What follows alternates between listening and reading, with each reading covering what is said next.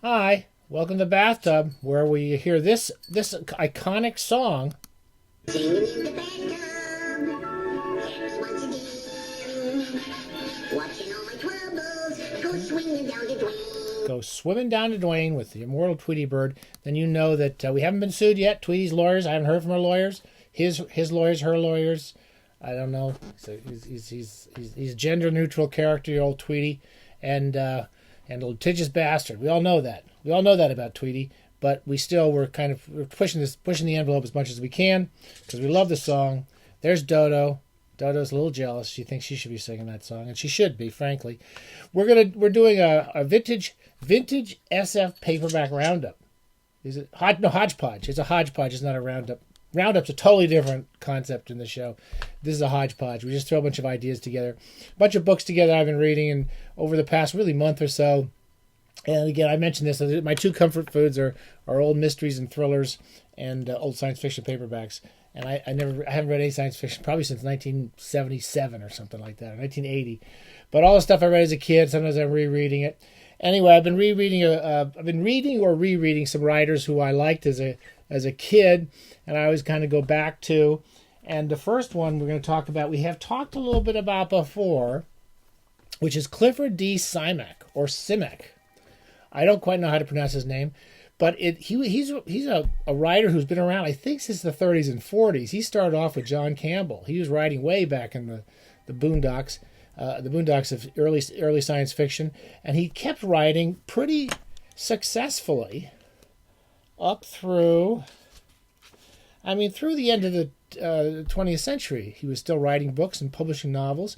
And when I was in high school, reading all my old SF paperbacks in the basement, in the garage, because I wasn't permitted into the normal part of the house, then I used to sit and read a lot of Clifford Simak. I always liked his work, and I liked him as a kid, as a teenager, and I reread him. He's one of those writers I kind of read his latest novel every decade or so. I would go back and read some Clifford Simak, and we talked a bit about him recently. Anyway, I've never had a bad time reading Simak's novels. I just get a kick out of him. I really enjoy them. He's a really good storyteller. He's kind of writes about kind of average down home. He likes to write about down home people. There's a lot of kind of guys making moonshine in the woods and meeting alien creatures. I don't know why he does it well. And then he has kind of like stories about aliens invading really small rural hometown America. I just read. I'll show you a few of his other paperbacks, but I just read a late Simak novel. Because I read many of these when they were coming out, and this is 1980 is about when I stopped reading a lot of SF. This is called The Visitors, and it's basically one of the things he does a lot of, which is having aliens come to Earth. And in this case, the aliens, this is actually a fairly accurate cover. It's not the impressionistic surreal covers you usually get in the 60s and 70s with science fiction, which were so beautiful. They kind of get very literal. That's actually what the aliens look like. They're these kind of these long, huge rectangles that come down to Earth and start eating trees and chewing them up and giving birth to little rectangles. And it sounds ridiculous, and it's a little more unfocused character-wise. So it kind of has the president and it cuts back and forth between journalists and police and all these different people who are responding to these alien invaders. And I just enjoyed it. I had a good time reading it. I read it a few weeks ago. I pretty much didn't put it down for 2 or 3 days. And I've never read a Simak book I didn't like. I just show you a few paperbacks. This is a book I picked up not long ago called Skirmish, the best short stories. He wrote a lot of good short stories, kind of long, kind of novella-length stories that I remember reading and enjoying a lot over the years. And Skirmishes, I still remember that story. It's one of these weird alien creatures dropped into a newspaper office somewhere in the Midwest. Simak was a newspaperman for years, and he writes a lot about journalists. And he's kind of just a good, clear, fun writer.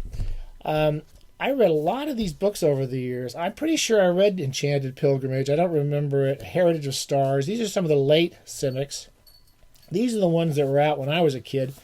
All Flesh is Grass. I loved that book. When I was a kid, I loved it. It's basically some sort of alien creature comes in. Again, small town America, some alien creatures that look like grass and invade people's dreams and so forth. I don't think I read A Choice of Gods.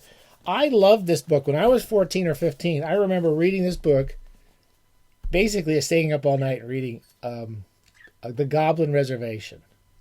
I don't remember too much about it except that, like, reservation, like, Native Americans, they keep fantasy creatures on these outposts.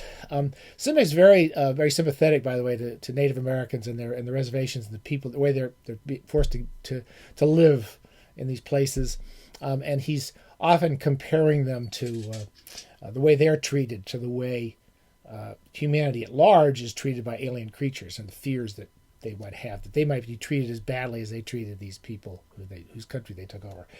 Anyway, The Goblin Reservation, I don't remember. I loved it as a kid. I reread it about 10 or 20 years ago for comfort food sort of thing, and I didn't quite get it as much, but I still have really fond memories of that book. And I don't know, there's so many. I don't have read Highway to Eternity. I remember really liking The Werewolf Principle, but I don't think I ever had a bad time reading Clifford Simak. And he's sort of one of the old kind of grand master types of science fiction who still holds up. Another writer, and this is interesting because as some of you, we have kind of crossover people. We have the old outlaw, the old book outlaw out in Bath or Bath. I don't know. They say it funny over there. He does some really good stuff on SF and general literature, and he just actually 3 days ago I think something on Compton, DG Compton, another writer I liked when I was 14 or 15. I didn't learn anything since I was 14, by the way, 15. And a number of actually people who kind of drop into our channel and go back and forth and show up on our Facebook page, they've all been talking about rereading Compton. And it was funny because I'd actually started rereading him recently myself. I haven't read Synthojoy in a long time, but this is one of his early novels. A British writer. He writes, he's sort of a beautiful prose writer. He's a sort of, he never won any. I don't think he won any Hugo's Awards or anything like that. But a lot of his best books were published in those great SF, the Ace Science Fiction specials by Terry Carr. We've talked about these. Even if you didn't like the books, and almost all of them are good. What a beautiful series of books those were. Compton's best known for The Unsleeping Eye, which was published in England as The Continuous Catherine Mortenho. Probably I got some of that wrong. And it was made into a French film, and it's about a fairly prescient idea, which is that they monitor a woman's dying, and basic television and the entertainment industry, which looks a little bit like what we live in now, this kind of continuous eye following her around and going through the experience of her death, is entertainment to people. I had never read this one, but it's considered one of his better books. I did read and reread a lot of these other books I read as a kid. The Steel Crocodile, vaguely remember it. Chronicles, don't vaguely sort of remember it. I'm going to, on the Facebook page, I just actually I found went through all my old clippings. I used to write, I write reviews still, but back in the 80s and 90s, I was just cranking the stuff out. I was writing a lot for The Independent and the Times and the New York Times and various places. And The Independent used to let me write about writers I liked. And this is 1993. So this is already 25 years after D.G. Compton was kind of at his peak as far as his fame, as being a well-known writer. And I got them to let me review a book called No Man's Land, which is about a kind of prison world. I can't remember anything about the book. But anyway, I'll put that up if you want to see that somewhere on the Facebook page. And I did really enjoy these other books. And I reread them all, most of these books, back in the 90s when I worked on that piece. And yet, I don't remember them that very well. This is the one that always kind of stuck in my mind the most. It's called The Silent Multitude. And I really liked it because it's very haunting. It's very well written. He really writes beautiful kind of modernistic prose.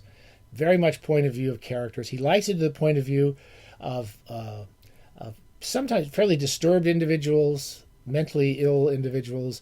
One of the central characters of this book, there's two central characters that are interesting. One is a man who's clearly mentally ill, has problems just relating to other human beings, and has been through some traumas. And the other point of view is a cat that's wandering through, is it Gloucester?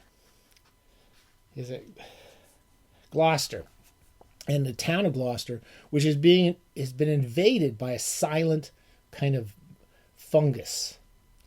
Now, when you read through the opening of the book, this is what's kind of interesting about Compton, is he doesn't do exposition, which is what kills a lot of science fiction. He tends to put you in this situation, which is the city has been abandoned because there's a virus. It turns out it's a space virus. You don't even know this until about 100 pages into the book. You're just going through these haunted streets, often in the point of view of this cat, and seeing this empty place. And you're going into this cathedral where the minister, the priest who runs the cathedral, is preparing for a Christmas service. But everybody's been evacuated.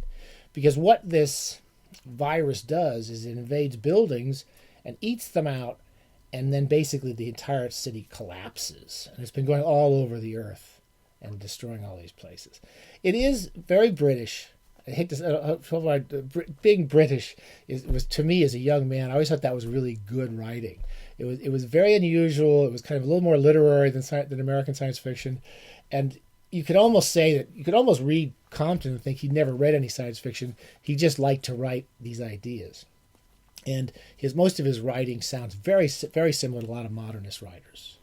So the point of view of the characters, you're seeing things through their eyes, and you're traveling through this town. I'm going to read one little passage. This is from the point of view of the cat, just to give you a flavor of D.G. Compton, who's still alive, I believe. I believe he's just wrote a memoir. This is page 36. On Christmas morning, the silence that sang in Gloucester was more nearly perfect than the city had known for 1,000 years. The clamor had gone. The people had departed, and with them even their memory. The cat wandered down terraces calm and inhuman, at one time vast and minute, unbearable meeting points of vertical and horizontal, scaled to be the habitations of minds without bodies. The silence rang in peals among the matchbox towers and across the limitless pink deserts of Terrazzo. It joined with the keen-edged sunlight to fill the cat's ears and eyes to bursting point. Tug walked on, seeking neither food nor a mate, nor even the satisfaction of his curiosity. The city was new. It was a beginning. For him to walk through it was an ancient recollection. It's a very low-key novel about this group of kind of losers and oddballs and characters who find themselves at a Christmas service in this abandoned town. And there's one of the characters is an architect whose father was an architect who's watching everything they stood for in their life just being destroyed by this thing, and that's really about it. It's a very human, very emotional story, and I liked reading it a lot. I liked reading it again, and he's definitely a writer worth knowing about and checking out. Maybe if you're really interested in slightly unusual, a little more poetic SF from the 70s and 80s. Finally, so this is our hodgepodge, and just basically a bunch of different books I was reading. I was really quite excited. I enjoyed the 1974 annual World's Best F. I think we did that in one of the previous hodgepodges. And I read 1975's annual World's Best F, thinking it was going to kind of carry on from the happy pleasures I was enjoying from the previous one. And I'll be totally honest, I was a little bored with it. I found this one fairly boring. Song for Laia by George R.R. Martin. You all know him from the Dragons, the Game of Thrones type stuff. He was actually a pretty good SF writer. And I remember that one from when it came out in the early 70s. I didn't reread it again. It had a lot of stories here. Kind of an interesting story by Brian M. Stableford, a very productive British writer, kind of an interesting poetic vision of the world. I found it fairly mediocre. Frederick Pohl has been the high point of these old anthologies to me. And The Gift of Garigali by Frederick Pohl and C.M. Kornbluth. Frederick Pohl went back, and his friend died 20 years before this, and he used to take fragments of stories they'd worked on it. And I didn't think it was very good. Alfred Bester's story, 4 Hour Fugue. I'm a big Alfred Bester fan, and I found that story pretty annoying. Anyway, the Craig Street story. Michael Bishop is a very talented writer. For some reason, the type of fiction that was coming into SF about that time lost me. Isaac Asimov. I don't know. Isaac Asimov is probably my favorite story in here, called Stranger in Paradise. And then a story by Gordon R. Dickson. He's one of the science fiction writers from the 50s, 60s, and 70s, who I didn't really read a lot of. I have read some Poul Anderson and liked some of his stuff a lot, and I never read much Gordon Dickson. And this story didn't make me want to read anymore. So anyway, it was kind of a mixed feeling about that. It may have just been me, but there's a little report on some interesting, very Hodgepodge-esque SF writers. Take care. I'm going to do a few of these. Bye.